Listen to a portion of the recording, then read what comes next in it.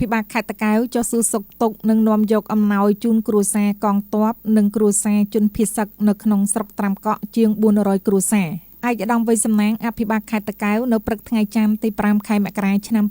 2026បានអញ្ជើញចុះជួបសំណេះសំណាលសាកសួរសុខទុក្ខនិងនាំយកគ្រឿងឧបភោគបរិភោគព្រមទាំងថវិកាចែកជូនដល់គ្រួសារវីរៈកងទ័ពភៀសសឹកនិងគ្រួសារស៊ីវិលភៀសសឹកចំនួន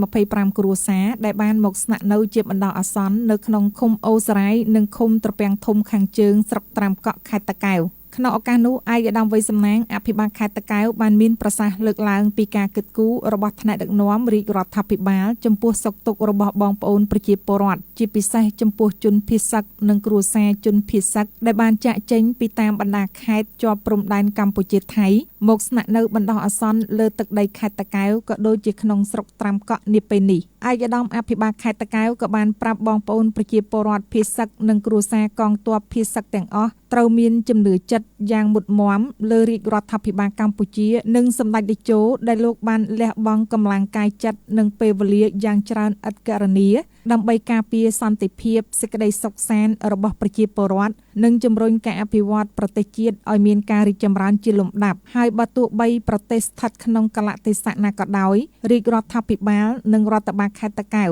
មិនដែលបោះបង់បងប្អូនប្រជាពលរដ្ឋចោលនោះឡើយឯកឧត្តមអភិបាលខេត្តតាកែវបានបន្តថាការចែកជូនអំណោយដល់បងប្អូនគ្រួសារវីរៈកងទ័ពភៀសសឹកនិងគ្រួសារស៊ីវិលភៀសសឹកនាពេលនេះវាមិនច្រើនក៏ពិតមែនតែវាអាចសម្រួលការលំបាករបស់បងប្អូនបានមួយរយៈពេលផងដែរដែលក្នុងនោះរួមមានគ្រឿងឧបភោគបរិភោគចាំបាច់ប្រចាំថ្ងៃនិងថវិកាមួយចំនួន។